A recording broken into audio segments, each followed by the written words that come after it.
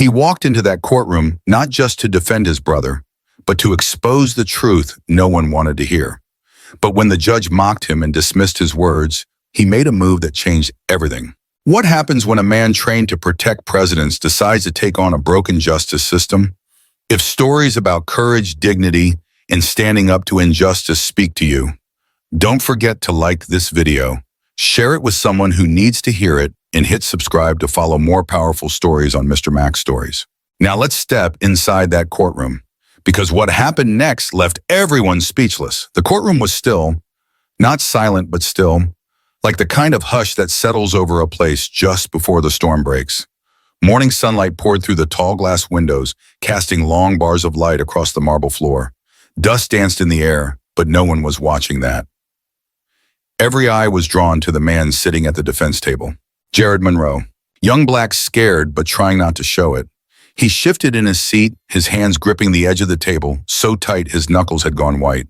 His lawyer, a thin man with trembling fingers and a tie that wouldn't sit straight, avoided eye contact with the judge altogether. The prosecutor, Daniel Reed, leaned back in his chair, arms folded across his chest, a smirk tugging at the corner of his mouth, like the verdict had already been written. And behind them all in the front row of the gallery sat Nathaniel Monroe. He wasn't moving. He hadn't since the doors opened. Tall, broad-shouldered, his suit pressed but plain, his face unreadable, carved from stone, his eyes, though they moved calmly, carefully scanning the courtroom, like he'd been here 1,000 times before. Not as a visitor, not as a victim, but as someone who had seen what justice could look like when it was used as a weapon. He leaned back slightly in his seat, no tension in his shoulders, no fear in his chest, just something quiet building. They all thought they knew who he was. Another brother showing up to support a defendant, just another black man in a courtroom where the outcome had already been decided. Nathaniel let the silence settle. Then in the privacy of his mind, he spoke the words he wasn't ready to say aloud. They think they know who I am. They have no idea what's coming. At the bench, Judge Bernard Whitman entered with a rustle of robes and a face like he'd already made up his mind. He didn't look at Nathaniel. He barely glanced at Jared. But when he sat down and opened that file, you could almost hear the gavel before it fell. Nathaniel's jaw didn't clench. His fists didn't curl, but his eyes sharpened, because this wasn't just a trial anymore. This was the beginning of something far bigger. The courtroom door creaked slightly as Nathaniel stood. There was no announcement, no dramatic movement. He simply rose from his seat and stepped forward, calm, controlled, the way a man does when he knows exactly what he's doing until someone in power tells him otherwise. "I'd like to speak as a witness, Your Honor," he said, his voice steady but respectful. Judge Bernard Whitman barely looked up from the file in front of him. With the corner of his mouth curled in disdain, he muttered loud enough for the room to hear. Another concerned brother thinking he knows the law. A few spectators chuckled nervously, uncertainly. The prosecutor smirked again. Jared turned slightly in his seat, his face flushing, but Nathaniel didn't flinch. He stepped up to the stand, placed a steady hand on the rail, and looked directly at the judge. "I was present during the arrest," he began. "I witnessed the entire event. I've also reviewed the video footage multiple times." His tone was clear, measured, each word chosen carefully. He didn't raise his voice. He didn't have to. But barely 2 sentences in, Judge Whitman raised his hand and cut him off. "That's not evidence. That's commentary." Nathaniel held his ground. "I understand, Your Honor, but the context is important." The officer's behavior escalated. The judge's gavel struck once sharp. "I said it, we're not here for speeches. Stick to fact." Nathaniel took a breath. Slow, controlled, still not shaken, but the room could feel the pressure shifting. "I am," he continued, "on record." Officer Delaney exited his patrol car with his hand already on his weapon. Jared had both hands visible. Another interruption. "Are you trained in law enforcement?" the judge asked, mock curiosity in his tone. "Or are you just another armchair activist reading headlines and pretending to be an expert?" The words hit like a slap. There was a pause, brief but loaded. Jared's head dropped, the air in the room thick and dense with something unspoken but fully felt. Nathaniel didn't react immediately. He just stood there staring at the judge as if deciding whether to keep speaking or walk away. He'd dealt with arrogance before, with smug men in positions of power who didn't want truth. They wanted obedience. They wanted submission. And for one brief moment, he almost gave it to them. Almost, because suddenly in the back of his mind, another voice echoed. A much younger voice, a 10-year-old boy, one who once stood outside a jailhouse waiting for his big brother to walk out, bloodied but quiet, who said, "One day you'll be the one who decides what justice looks like." Nathaniel blinked. That was a long time ago. A different life. But right now it felt closer than ever. He looked back at the judge, back at the faces in the gallery. Some were bored, some amused, some skeptical. But none of them expected what was coming. And Nathaniel? He wasn't done. Not even close. Nathaniel stepped down from the witness stand, each step heavier than the last. He didn't look at the judge, didn't glance at the prosecutor, just walked back to his seat in the front row and sat down slowly, carefully, like a man trying not to let something inside him shatter. The weight in his chest pressed hard. His hands rested still in his lap, but his jaw tightened. He had stayed calm, respectful, composed, and still they'd looked at him like he was nothing. Just another black man trying to sound smart in a room that had already made up its mind. He stared straight ahead, but his mind slipped backward. It was 15 years ago. He was 19, fresh out of high school, with a letter of acceptance to the police academy in his hand, in a future that for the first time felt real. Then came the traffic stop. He hadn't run a light, hadn't sped, but the officer said his taillight was out, then said he looked nervous, then said he resisted. The arrest was quick. The bruises lasted weeks. The charges were dropped, but the damage was done. The academy rescinded the offer. They didn't want controversy. He remembered walking out of the station, cheeks burning, fists clenched, trying not to cry. And then there was Jared, just 10 years old, skinny, scared, standing on the curb waiting for his big brother. He looked up at him with wide eyes and said, "One day you'll be the one protecting others." Nathaniel had smiled then, or tried to. But he never forgot that moment. Now back in the courtroom, that same boy, now a man sat just feet away. Jared wasn't 10 anymore. He was old enough to be judged like a criminal, old enough to be labeled a threat, but not old enough to hide the fear in his eyes. Nathaniel turned toward him. Their eyes met, and in that brief exchange, everything changed. He saw the same fear he'd once carried, the same shame, the same question he once asked himself. Is this who I have to become to survive? And just like that, Nathaniel knew he couldn't walk away. Not this time, not again. He took a deep breath, sat up straighter, and slowly reached into the inside pocket of his blazer. The next move he made would change everything. Judge Whitman exhaled heavily and adjusted his robe, clearly eager to wrap things up. He glanced at the defense table with thinly veiled irritation. "Counsel," he said, his voice sharp and dismissive. "If there are no further theatrics, I'll be moving forward with the ruling." Jared's lawyer opened his mouth, but no words came out. He looked paralyzed, caught between fear and futility. A beat of silence passed, just long enough for the gavel to start its descent, metaphorically if not literally. And then Nathaniel stood. This time there was no hesitation, no slow movement, no uncertainty. He stood like a man who knew the room was about to shift. All eyes turned. Judge Whitman lifted his brow, impatient. "Mr. Monroe," the judge said dryly, "we've already heard enough. You're not an officer of this court." But Nathaniel didn't sit down, and he didn't ask for permission. Instead, he reached calmly into the inside pocket of his blazer and pulled out a slim black wallet. With a quiet flip, he opened it. A gleam of metal caught the light. The room held its breath. The badge glinted like a mirror catching sunlight, clean polished, undeniable. United States Secret Service. The courtroom erupted. Gasps, whispers. A ripple of shock tore through the gallery. One juror blinked as if unsure he'd seen it correctly. Another leaned forward wide-eyed. Even the court clerk dropped her pen. The prosecutor's smirk vanished. His jaw went tight, his face drained of color. Nathaniel didn't raise his voice. He didn't need to.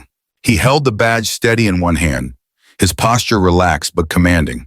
"My name," he said calmly, "is Special Agent Nathaniel Monroe, United States Secret Service." He let the words hang there, let them settle into the marble and echo against the walls. "I've served this country for over a decade. I've protected heads of state, enforced federal law, and led security details on 5 continents." He paused just for a moment, then turned his gaze squarely to Judge Whitman. "And I know exactly what it looks like when someone in power abuses it." The silence was immediate, heavy. Not a single breath moved in the courtroom. Whitman stared at him, lips parted slightly, stunned into stillness. Nathaniel continued, his voice low and deliberate. "I came here today not as a federal agent, but as a brother. I sat quietly while the facts were twisted, while my sibling was painted as a threat, while your courtroom dismissed evidence and belittled truth." He lowered the badge slowly, carefully, but kept his eyes locked on the judge. "I protect the law. That's my job. But law means nothing without justice. and justice means nothing without integrity. The judge finally blinked Agent Monroe. He began, voice thinner than before. This is highly inappropriate. Inappropriate, Nathaniel cut in, not loudly but firmly. What's inappropriate is a courtroom where facts are ignored, where bias sits on the bench, and where truth has to shout to be heard. There was no rage in his tone, no outburst, just steel, unshakable. The prosecutor shifted in his seat, clearly rattled. A few jurors exchanged glances, and for the first time since the trial began, the balance in the room had shifted. Not by force, but by truth. Nathaniel stepped back, letting the weight of his words do the work. He looked at Jared, who now sat frozen, a mix of disbelief and awe on his face. Then Nathaniel turned back to the judge and offered one final statement. Calm, steady. I didn't come here to break decorum. Your Honor, I came to remind you that justice doesn't live behind that bench. He nodded toward the gallery. It lives in the truth. And today the truth has found its voice. And with that, he returned to his seat. No dramatic gestures, no raised fists, just the quiet authority of a man who had nothing left to prove. Behind the bench, Judge Whitman remained frozen, his face a mixture of shock, embarrassment, and something else, fear. Not of violence, but of consequence. For the first time in his long, unchecked career, he had lost control, and everyone knew it. The silence after Nathaniel sat down lingered like fog, thick and unnerving. Judge Whitman shifted in his seat, clearly flustered, but still clinging to the remnants of control. He cleared his throat, fumbling for authority. This court, he began, voice stiff, recognizes Agent Monroe's credentials. But credentials do not place one above proper legal procedure. He was trying to reclaim his bench, his tone, his stage. But the room was no longer his. Nathaniel stood again, this time with the calm assurance of a man not waiting for permission. I'd like to submit a breakdown of the arrest footage, he said, frame by frame. Reed, the prosecutor, opened his mouth to object, but nothing came out. The judge hesitated, then nodded stiffly. Proceed, he said, barely audible. The lights dimmed slightly as the courtroom screen flickered to life. The grainy footage of Jared's arrest filled the projection, paused at the opening frame. Nathaniel stepped forward, a small remote in hand. Here he began as the exact moment Officer Delaney exits his vehicle. He advanced the video. As you can see, his hand is already on his weapon before he issues a single verbal command. Click. The video played a few seconds. Jared is stationary, hands visible. He doesn't move. Click. The officer steps forward, yells, and without provocation pushes Jared backward. A collective murmur ran through the room. Click. When Jared instinctively reaches to balance himself, not attack Delaney, draws his gun. Nathaniel turned toward the jury meeting, their eyes one by one. At no point does Jared raise his voice. He does not lunge. He does not flee. He simply tries to ask why he's being threatened. Click. And then he's tackled. Reed shifted uncomfortably in his chair. The prosecution claims this was resisting arrest, but the footage shows no lawful arrest was ever initiated. There was no probable cause, no clear command, and no de-escalation attempt. He clicked the remote again, freezing the final frame, Jared on the pavement, arms pinned, eyes wide with fear. This, Nathaniel said, his voice low, is not law enforcement. It's intimidation. He turned to the judge, and under Title 18 U.S. Code Power 242, this is a direct violation of civil rights under color of law. A federal offense. Gasps audible now. Someone near the back whispered, that's the exact statute. Judge Whitman shifted again, face flushed. That's enough, he started, but his voice cracked midway. Nathaniel looked at him calmly. You asked earlier if I had any real experience, Your Honor. He let the silence stretch just long enough to make the moment land. I've spent the last decade protecting presidents, foreign leaders, national asset. He turned back to Jared. Today I protect my brother. And in that moment, the air in the room changed. Not just respect, not just shock. Conviction, the kind that doesn't need shouting. The kind that comes only from truth, spoken plainly. Reed slumped back in his chair, visibly defeated. Judge Whitman tried to speak again, but the courtroom was no longer listening. The focus had shifted. The weight of truth was finally heavier than bias. And Nathaniel Monroe stood at the center of it all, not just a witness, not just a brother, but the voice that finally cut through the noise. By the time the courtroom recessed for lunch, the courthouse steps were unrecognizable. Cameras, reporters, protesters, curious onlookers. It felt less like a trial and more like a movement. The name Nathaniel Monroe had started trending before the badge even left his hand. Now, just an hour later, justice for Jared was sitting at the top of Twitter's U.S. trends. Clips of Nathaniel's statement, "Today I protect my brother" were everywhere. News anchors debated it, activists reposted it, retired judges weighed in. Some called it the boldest moment in a courtroom this year. Others called it a necessary reckoning. But it wasn't just noise, it was momentum. And momentum, when it builds, doesn't stop at the courthouse door. Around 2 to 14 p.m., while the courtroom remained in recess, a figure stepped through the side entrance. Gray slacks, blue blazer, a folder tucked under his arm. Nobody noticed at first. He looked like another staffer, maybe a clerk, until he requested to speak with the defense team. His name was Warren Blackwell, a retired police lieutenant, once highly respected, now quietly forgotten. He had been pushed into early retirement 5 years ago after filing an internal report against Officer Delaney, the same man who arrested Jared. "I saw the video," Blackwell told them, "and I recognized the way Delaney moved, that posture, the way he went straight for his weapon. I've seen him do it before, unprovoked. I filed a report, and 2 months later, they said I had mental fatigue and forced me out." He opened the folder.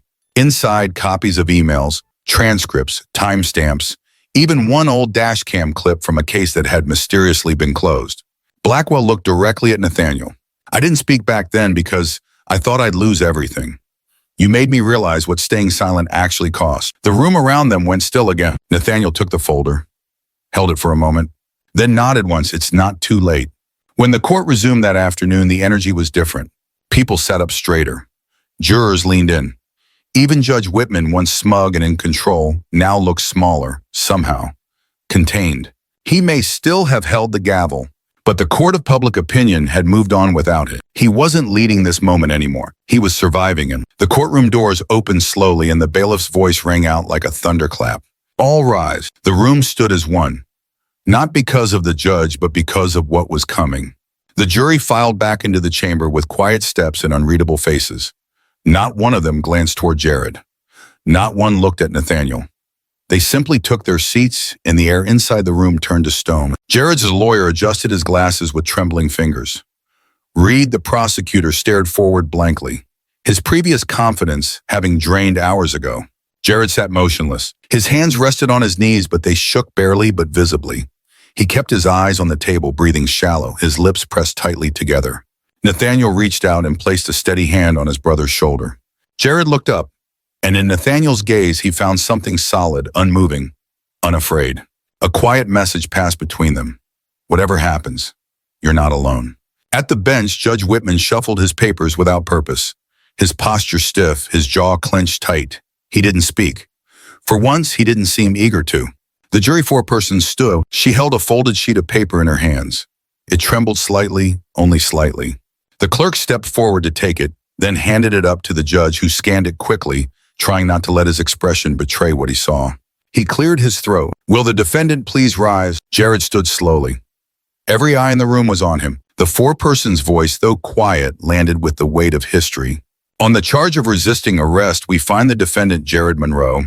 A breath held, a second stretched, "Not guilty." For a moment, the words just hung there, as if the room itself didn't quite believe what it had heard. And then Jared gasped, a sharp, broken sound. Then he broke down completely, the tears rushing forward like floodwaters. His shoulders shook with the weight of weeks. No years of fear and shame and silence. Nathaniel didn't wait. He stepped forward and pulled his brother into a tight embrace. Jared collapsed into him, sobbing like a child, clutching the only thing that had kept him upright through the storm. There was no cheering at first. Just stillness, the kind that comes when something sacred happens. Then one by one the spectators began to clap, quietly at first, then louder, fuller, until the courtroom, once a space of judgment and power, was filled with the sound of recognition. Not just applause for the verdict, but for the stand someone had taken. For truth, for family, for justice long delayed. Nathaniel didn't acknowledge the room. His focus was on Jared. He whispered something into his ear, something only the two of them would ever know. At the bench, Judge Whitman remained seated, his expression tight, his hands clasped. And for the first time in his career, he didn't offer closing remarks, didn't thank the jury, didn't pretend to be magnanimous. He simply stood, collected his papers, and walked out, quietly, stiffly alone. Not a soul in the courtroom rose to honor his departure. And that, more than the verdict itself, was the clearest sign of all: he had lost. The heavy courthouse doors swung open, and sunlight poured onto the steps like a spotlight, waiting for the final scene. Nathaniel and Jared stepped out together. Side by side, 100 cameras clicked at once, reporters pushed forward, microphones outstretched. Activists held signs overhead. We see you, justice lives here. Protect truth, not power. Flashes exploded like fireworks. Voices overlapped. Everyone wanted a quote, a headline, a reaction. But Nathaniel didn't stop. He didn't raise his voice. He didn't strike a pose. He simply placed a hand on Jared's back, guiding him through the chaos, his presence like gravity in human form. Then he paused, turned to face the crowd, and spoke only one sentence. Today, justice had a voice, and it refused to be silenced. Nothing more, because nothing more was needed. The rest spoke for itself. 3 months later, the room was quieter now, colder but no less powerful. The hearing chamber of the U.S. Capitol wasn't designed for emotion. It was all wood paneling and polished protocol. But today, the air carried something more. Nathaniel sat at the center of the panel, hands folded, posture straight. Behind him were stacks of documentation, video transcripts, statistics, testimonies. He wasn't here as a brother now.